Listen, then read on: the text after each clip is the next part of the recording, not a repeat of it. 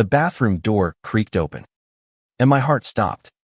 Steam swirled around me, the shower still dripping, my towel barely clinging to my hips. There, in the doorway, stood Eli, my roommate, his wide blue eyes locked on mine, a mug of coffee frozen in his hand. I should have yelled, should have slammed the door, but something in his gaze, half panic, half something I couldn't name, rooted me to the spot. We'd been roommates for 6 months, sharing a cramped Brooklyn apartment, splitting takeout and dodging each other's quirks. Eli was the outgoing one, always dragging me to rooftop parties or dive bars, while I, Lucas, preferred my sketchpad and the quiet of our fire escape. We were opposites, yet somehow, we worked. Until now. Sorry, man. Two thought you were done. Eli stammered, his voice cracking. He didn't move. Neither did I. The air felt thick, not just with steam, but with something unspoken, something that had been building for weeks, maybe months. I'd always known I was gay, kept it quiet, though, buried under layers of, I'll deal with it later. Growing up in a small Ohio town, where the word queer was a slur hissed in locker rooms, taught me to hide. New York was supposed to be my escape, my chance to be free. But freedom's hard when you're still afraid of yourself. Eli, Thuff, was different. Open, unapologetic, with a laugh that could light up a room. I envied him. And maybe, just maybe, I felt something more. Lucas. His voice snapped me back. He stepped forward. Just one step. And the mug trembled in his hand. You okay? Yeah. I lied, my voice barely above a whisper. Just close the door. All right. He nodded, but his eyes lingered, searching mine. Then he backed out, the door clicking shut. I leaned against the sink, my reflection blurred in the fogged-up mirror. My pulse raced, not from embarrassment, but from the way his gaze had held mine, like he'd seen something I hadn't meant to show. That night, I couldn't sleep. The apartment was too quiet. The hum of the city outside our window, a faint reminder of the world moving on while I lay there, replaying that moment. Eli had seen me. Not just my body, but something deeper. And I wasn't sure if I was terrified or relieved. The next morning, I found him in the kitchen, flipping pancakes like nothing had happened. His blonde hair was a mess, his t-shirt wrinkled, and he grinned when he saw me. Made you breakfast, he said, sliding a plate across the counter. Figured I owed you after. You know. I forced a laugh, but my hands shook as I grabbed the plate. You don't owe me anything. He leaned against the counter, watching me. You sure? You look like you saw a ghost last night. Maybe I did, I said, half joking, but his smile faltered. For a second, we just stared at each other, the air heavy again. Then he turned back to the stove, muttering something about burning the next batch. We ate in silence, the kind that's loud with things unsaid. I wanted to ask why he'd looked at me like that, why he hadn't just laughed it off. But I didn't. Instead, I watched him pour syrup, his hand steady now, and wondered if I was imagining the tension between us. Over the next few days, things felt different. Eli was still Eli, cracking jokes, leaving dishes in the sink, but there was a new edge to him. He'd linger when we talked, his eyes catching mine a second too long. I caught myself doing the same, noticing the way his laugh lines crinkled, the way his voice softened when he said my name. It was dangerous, this noticing. Dangerous because I wasn't sure what it meant for Heimer, for me. One night, we ended up on the fire escape, passing a beer back and forth. The city sprawled below us, a maze of lights and noise. Eli leaned back, his shoulder brushing mine. You ever feel like you're running from something? He asked, staring at the skyline. I swallowed hard. All the time. He turned to me, his face closer than it needed to be. What are you running from? Lucas. You. I wanted to say. Me. This. But I just shrugged, taking a long swig of the beer. He didn't push, but his silence felt like a question. And for the first time, I wondered if he was running, too. The fire escape became our place. Every night that week, we'd end up there, sharing beers or cheap wine, talking about everything and nothing. Eli would ramble about his job at the record store, his dreams of starting a band. I'd sketch the skyline, my pencil scratching softly as he spoke. But the silences were louder, charged with something neither of us named. One evening, as the sun dipped below the horizon, painting the sky in streaks of pink and gold, Eli turned to me. You ever gonna tell me about Ohio? His voice was soft, but it cut through me like a blade. I froze, my pencil hovering over the page. Not much to tell, I said, keeping my eyes on the sketch. Small town, small minds. He didn't laugh, didn't push, just waited, his presence steady beside me. I sighed, setting the sketchpad down. It was suffocating. Everyone knew everyone's business. If you were different, they made sure you felt it. Different how? He asked, his tone careful. I met his gaze, my chest tight. You know how? He nodded, like he'd already guessed. That why you came here? To get away? Partly, I admitted. Mostly to figure out who I am when no one's watching. He leaned closer, his knee brushing mine. And who are you? Lucas. The question hung there, heavy and raw.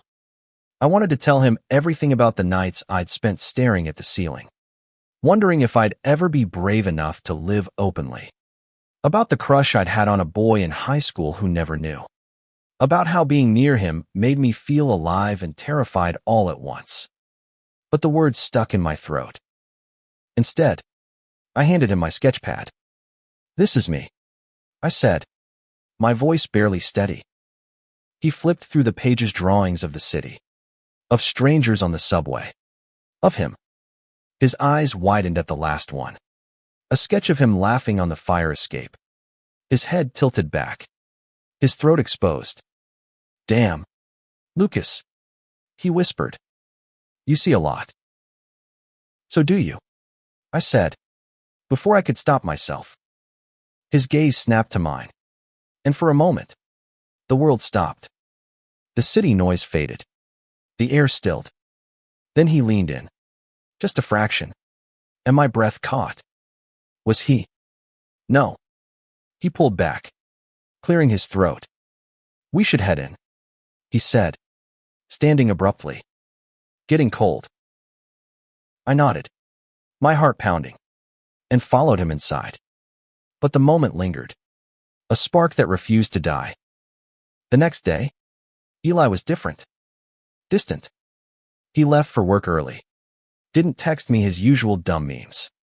When he got home, he barely looked at me, muttering something about being tired. I tried to shrug it off, but it hurt. Had I pushed too far? Said too much? That night, I found him on the fire escape alone, staring at the city. I hesitated, then climbed out beside him. You okay? I asked. He didn't answer right away. When he did, his voice was low, almost broken.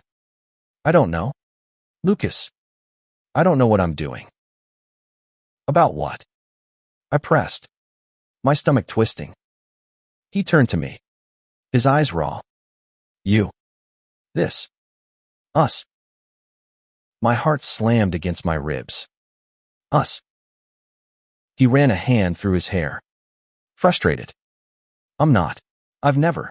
He stopped, exhaling sharply. I've always been the guy who dates girls. You know.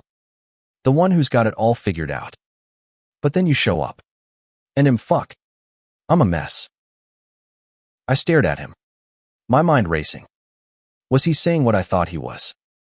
Eli, you don't have to. I want to. He cut in, his voice fierce. I want to figure this out. With you. The words hit me like a tidal wave. I opened my mouth, but nothing came out. He stepped closer, his hand brushing mine, and I didn't pull away. For the first time, I let myself hope. Hope is a dangerous thing. It makes you reckless, makes you believe in things you've taught yourself to bury. And standing there, with Eli's hand grazing mine, I felt a hope, sharp and bright, cutting through years of fear. But the next morning, reality crashed in. Eli was gone before I woke up.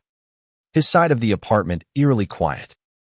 No note, no text, just a cold cup of coffee on the counter, like he'd left in a hurry.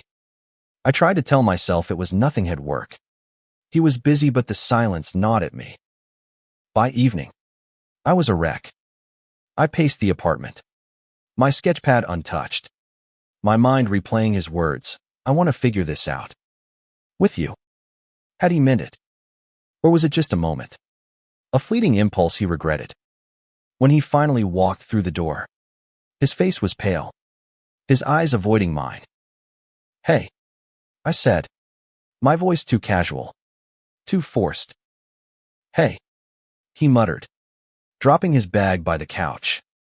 He didn't sit down, didn't look at me, just stood there, like he was waiting for something to break. You okay? I asked, hating how small I sounded. He sighed, running a hand through his hair. I don't know. Lucas. Last night, I meant what I said. But I'm freaking out.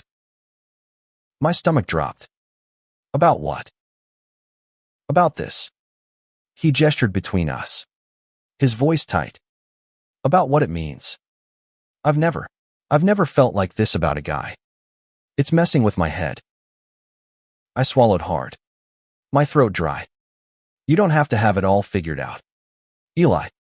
Neither do I.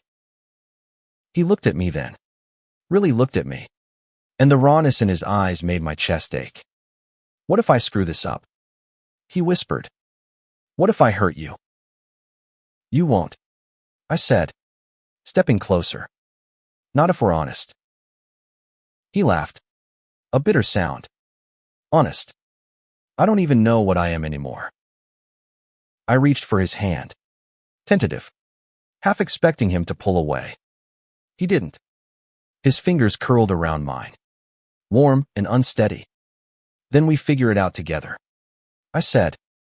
For a moment, he just stood there, holding my hand like it was the only thing keeping him grounded. Then he pulled me into a hug, fierce and desperate, his breath hot against my shoulder. I'm scared. Lucas, he murmured. Me too, I admitted, my voice muffled against his shirt. But as we stood there, wrapped in each other, the fear felt smaller, less like a wall and more like a bridge. The next few weeks were a blur of tentative steps and stolen moments. We didn't label it, didn't call it a relationship, but something had shifted. We'd cook dinner together, our shoulders brushing in the tiny kitchen. We'd sit on the fire escape, closer than before, our hands finding each other in the dark. And sometimes, when the city was quiet, we'd really talk about our fears, our pasts, the people we wanted to be. Eli told me about his family, about growing up in a small Jersey town where being anything but straight wasn't an option. My dad would lose it, he said one night, his voice barely above a whisper. He's got this idea of who I'm supposed to be. I've spent my whole life trying to be that guy. You don't have to be, I said, my hand on his. Not with me. He smiled, but it was tinged with sadness. I want to believe that. I wanted to believe it too. But doubt crept in, quiet and insidious. What if this was too much for him? What if he woke up one day and decided he couldn't do it? I pushed the thoughts down, but they lingered, a shadow over every touch, every glance. Then came the night that changed everything. We were at a bar with some of Eli's friends from the record store, laughing over cheap beers. I'd been nervous being around his friends, felt like stepping into his world, a world I wasn't sure I belonged in. But Eli kept me close, his hand on my back, his smile reassuring. Until one of his friends, a guy named Jake, made a joke. "So, Eli, you and Lucas sharing a bed yet? Or what?" It was meant to be lighthearted, but the room went quiet. Eli's hand stiffened on my back, and I felt the air shift. "Nah, man," Eli said, his laugh forced. "Just roommates." The words hit like a punch. Just roommates. I forced a smile, but inside, I was reeling. Was that all we were? Had I misread everything? The walk home was silent. Eli kept his hands in his pockets, his eyes on the sidewalk. I wanted to scream, to demand why he'd brushed us off like that. But my throat was too tight, my heart too raw. By the time we reached our apartment, the tension was suffocating. I dropped my keys on the counter, louder than I meant to. Eli flinched, but didn't look at me. "You gonna tell me what that was about?"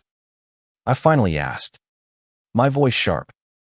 He sighed, rubbing the back of his neck. "It was nothing, Lucas. Just a dumb joke." "Nothing." I stepped closer, my hand shaking. "You called us just roommates. After everything." His eyes met mine, conflicted. What was I supposed to say?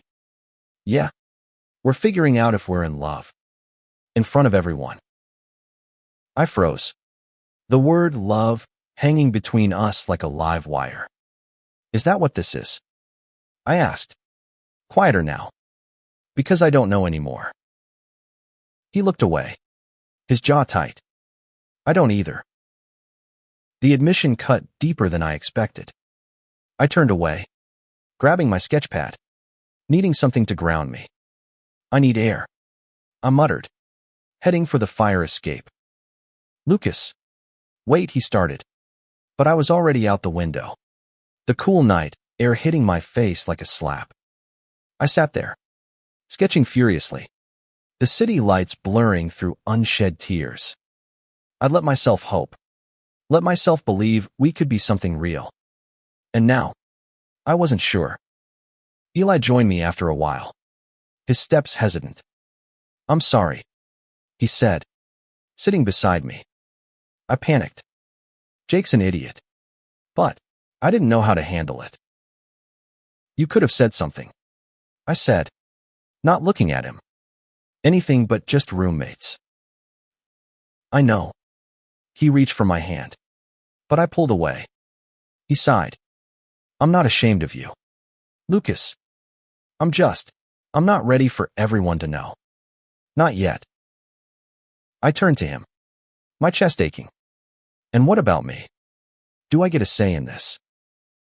"Of course you do," he said, his voice breaking. "I don't want to lose you." "Then stop acting like I'm something to hide," I snapped. The words were harsher than I meant, but they were true. I'd spent too long hiding myself. I couldn't do it again. Not for him. He looked at me, his eyes glistening. "I'm trying. Okay.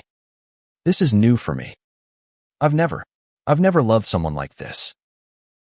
There it was again, love. The word stopped me cold. "You mean that?"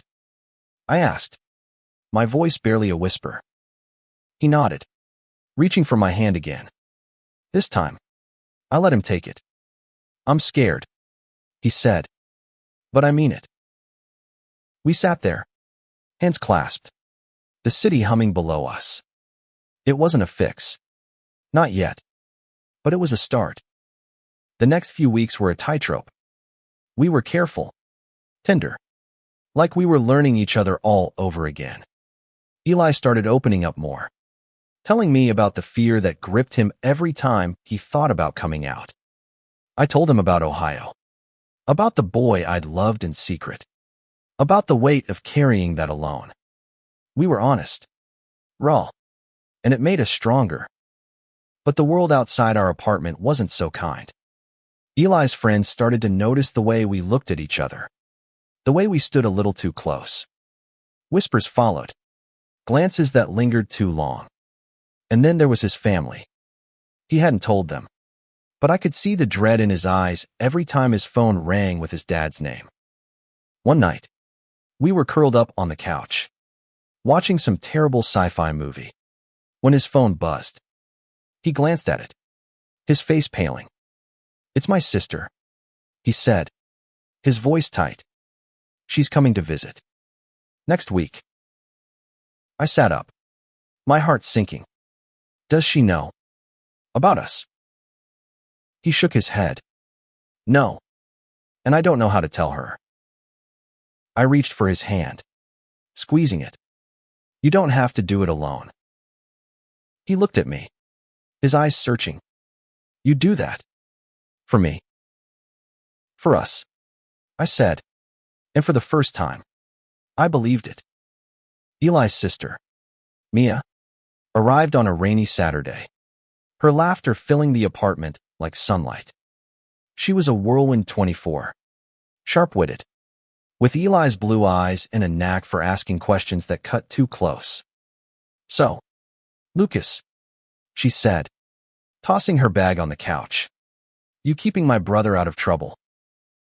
I glanced at Eli, who was fidgeting with a coffee mug. "Trying," I said, forcing a smile. But my stomach churned. We'd agreed to tell her about us. But Eli's nerves were contagious. Dinner was takeout from the Thai place down the street. The three of us crammed around our tiny table. Mia dominated the conversation, telling stories about her job as a nurse, her disastrous dating life. Eli was quieter than usual, his knee bouncing under the table. I wanted to reach for him, to steady him, but Mia's presence felt like a spotlight. After dinner, she pulled out a bottle of wine. "To new beginnings," she toasted, her eyes flicking between us. "You two seem close." Eli choked on his wine. I froze, my glass halfway to my lips. "Yeah, well," Eli said, "recovering. Living together does that." Mia raised an eyebrow, unconvinced. "Sure, but there's something else, isn't there?" The room went still. Eli's face was pale, his hands gripping the table. I reached for his knee under the table, a silent anchor. "Mia," I started, my voice steady despite the pounding in my chest. "There's something we need to tell you." Her eyes widened, but she didn't interrupt. Eli took a shaky breath, his hand finding mine. "Lucas and I, we're together." "Like, together?" The words hung there, fragile and heavy. Mia blinked, her expression unreadable. Then she smiled, soft and warm. "About time you figured it out, Eli." He stared at her, stunned. You're okay with it?" She laughed, reaching across the table to squeeze his hand. "I've known you were into guys since you cried over that quarterback in high school. I was just waiting for you to catch up." Eli's laugh was half sob, half relief. He looked at me, his eyes shining, and for the first time, I saw him unguarded, free. I squeezed his hand, my own relief washing over me. But Mia's visit was just the beginning. Telling her was one thing. Facing the rest of Eli's family was another. His dad, a retired cop with a temper, was the one he feared most. "He'll disown me," Eli said later that night, after Mia had crashed on the couch. We were on the fire escape, the city glittering below us. "You don't know that," I said, though I wasn't sure I believed it. He shook his head. "You don't know him, Lucas. He's not like Mia." "Then we'll face him together," I said, my voice firm. "I'm not going anywhere." He looked at me, his eyes soft. You mean that? I nodded, pulling him close. Every word. The next week was a whirlwind of planning. Eli wanted to tell his dad in person, to rip the Band-Aid off. As he put it, we booked bus tickets to Jersey, my stomach nodding with every passing day. I tried to stay strong for him, but the fear was there, lurking. What if his dad reacted the way Eli feared? What if this broke him? The night before we left, Eli was restless, pacing the apartment. I found him in the kitchen at 2 a.m., staring at a photo of his family. What if I lose them? He whispered. I wrapped my arms around him, resting my chin on his shoulder. You won't lose me, I said, no matter what. He turned in my arms, his lips finding mine in a kiss that was desperate, hungry, like he was trying to hold on to something solid. I kissed him back, pouring everything I had into ivory fear, every hope, every piece of myself I'd kept hidden for so long. When we pulled apart, his forehead rested against mine. I love you, he said, the words raw and real. I love you too, I whispered. And in that moment, I knew we'd face whatever came next together. The bus to Jersey smelled of stale coffee and damp upholstery. Eli stared out the window, his knee bouncing, his hand gripping mine so tightly it hurt. I didn't let go. The closer we got to his hometown, the quieter he became, like he was bracing for a storm. His dad's house was a modest split level, the kind you see in every suburban neighborhood. The lawn was neat, the mailbox emblazoned with Harrington in bold letters. Eli hesitated at the door, his key trembling in his hand. You sure you want to do this? I asked, my voice low. He nodded, but his eyes were glassy. I have to. His dad, Frank, answered the door, a broad man with graying hair and a handshake that could crush bones. He hugged Eli, then eyed me with a mix of curiosity and suspicion. You must be the roommate, he said, his tone neutral. Lucas, I said, forcing a smile. Nice to meet you. Dinner was tense, the clink of silverware loud in the silence. Frank talked about football, the weather, anything but what hung in the air. Eli barely ate, his hands fidgeting in his lap. I kept my hand on his knee under the table, a silent reminder, I'm here. After dinner, we sat in the living room, the TV droning in the background. Eli took a deep breath, his voice shaking. Dad, I need to tell you something. Frank's eyes narrowed, but he nodded. Go on. Eli glanced at me, then back at his dad. I'm gay. And Lucas, he's my boyfriend. The room went still. Frank's face hardened, his jaw tight. What did you just say? Eli's voice wavered but held. I'm gay. Dad. I love him. Frank stood, his chair scraping against the floor. You're confused, he said, his voice low and dangerous. This isn't you. It is me, Eli said, standing too. It's who I've always been. Frank's eyes flicked to me, and I felt the weight of his anger. You did this. He spat. You put this in his head. No, sir, I said, my voice steady despite the fear clawing at me. Eli's his own person. He's telling you who he is. Frank's face reddened, but before he could speak, Eli stepped between us. Don't blame him. Dad, this is me. And if you can't accept that, then I don't know what we have left. The silence that followed was deafening. Frank stared at his son, his fists clenched. Then he turned and walked out, the front door slamming behind him. Eli crumpled onto the couch, his face in his hands. I sat beside him, pulling him close. I'm so sorry, I whispered. He shook his head. his voice muffled. I knew he'd react like that. I hoped he wouldn't. We stayed the night. But Frank didn't come back.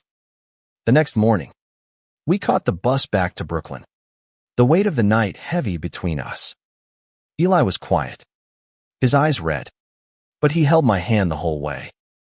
Back in the apartment, he broke down, sobs racking his body. I held him, letting him cry, letting him grieve the father he might have lost. You were so brave, I said, my voice thick. I'm so proud of you. He looked up at me, his eyes raw but steady. I couldn't have done it without you. We spent the next few days rebuilding, piece by piece. Eli called Mia, who promised to talk to their dad. I sketched him while he slept, capturing the strength in his vulnerability. And slowly, we found our rhythm again, cooking, laughing, kissing on the fire escape under the stars. But the fear lingered. What if Frank never came around? What if the world kept pushing back? I didn't have answers, but I had Eli, and that was enough for now. Weeks passed, and life settled into a fragile normal. Eli threw himself into work, spending long hours at the record store, while I poured myself into my art, landing a small gallery show in Manhattan. We were building something our life, our love, but the shadow of Frank's rejection hung over us. One evening, I came home to find Eli on the phone, his voice tight. Yeah, I get it. Mia, just tell him I'm not changing who I am. He hung up, his face pale. Your dad? I asked, setting my bag down. He nodded. Mia's been trying to talk to him. He's not budging. Says I'm throwing my life away. I sat beside him, taking his hand. He's wrong. You're living your life. Eli. Maybe for the first time. He leaned into me, his head on my shoulder. I just wish he could see that. The gallery show was a week later, and I convinced Eli to come. It was my first real show, a collection of sketches and paintings, many of them inspired by him. He wandered the gallery, his eyes lingering on a painting of the fire escape, our silhouettes against the city lights. This is us, he said, his voice soft. Yeah, I said, slipping my hand into his. It's always been us.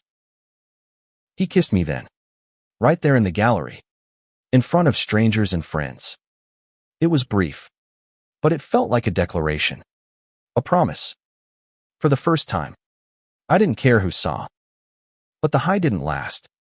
A few days later, Eli got a letter from his dad. I found him on the fire escape, the paper crumpled in his hand. He wants me to come home, he said, his voice hollow. Says he'll fix me. I felt a surge of anger, but I kept my voice calm. You don't need fixing, Eli. You're perfect. He laughed, bitter. Tell that to him. Then let's, I said, the words out before I could stop them. Let's go back.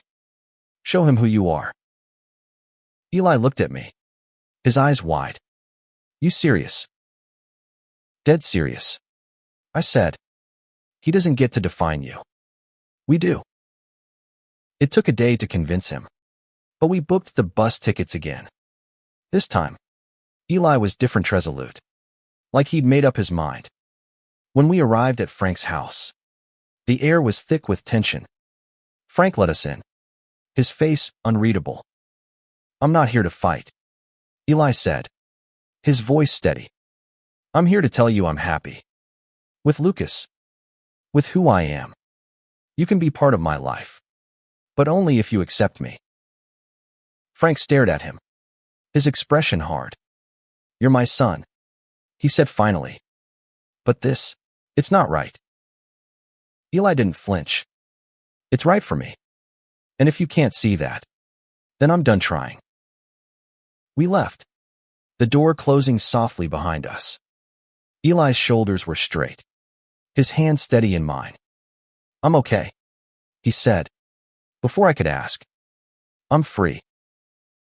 Back in Brooklyn, the apartment felt different, lighter. Like we'd shed a weight we hadn't realized we were carrying. Eli smiled more. His laugh brighter. I painted more. My work bolder. Infused with the courage he'd given me. We were no longer just roommates. No longer just figuring things out. We were us. Unapologetically. One night, we hosted a small party on the fire escape. String lights twinkling above us. Mia came, along with a few of Eli's friends from the record store. Jake was there, too. And this time, when he made a joke about us, Eli didn't flinch. Yeah, he said, his arm around me. We're together. Deal with it. The laughter that followed was warm. Accepting. Mia raised her glass, her eyes shining. To love, she said, and we all drank to that. Later, as the others chatted, Eli pulled me aside. I got you something, he said, handing me a small, wrapped box. Inside was a keychain, a tiny fire escape with our initials carved into it. Figured it's our place, he said, his voice soft. I kissed him, the city humming around us, and knew this was home, not the apartment. Not Brooklyn, but him. Us. Months later, we got a call from Mia. Frank had reached out, asking to meet. It wasn't an apology. Not yet. But it was a start. Eli agreed to see him, and I went with him. Our hands clasped as we faced the uncertainty together. That night, on the fire escape, Eli looked at me, his eyes steady. You changed everything. Lucas, he said. That day in the bathroom, I saw you. Really saw you. And I couldn't look away. I smiled, my heart full. Good. Because I'm not going anywhere. We stood there, the city sprawling below us. Our future unwritten, but ours to shape. And in that moment, I knew love wasn't just a feeling. It was a choice. A fight. A promise. And we'd keep choosing it. Every single day.